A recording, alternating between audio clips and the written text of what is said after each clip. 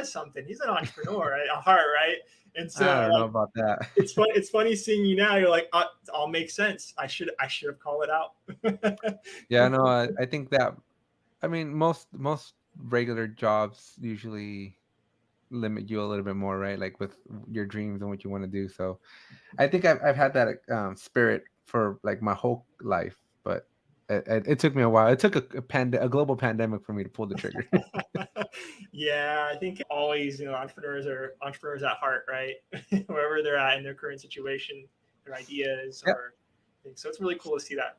So then fast forward 6 years then, right? So how did we get up to now? How did you get this channel going? What was the thought Yeah, there? yeah, good question. It's been a whirlwind for sure. So I after that IT job, then I moved to do some consulting in a big cloud company. That's where I'm currently at now.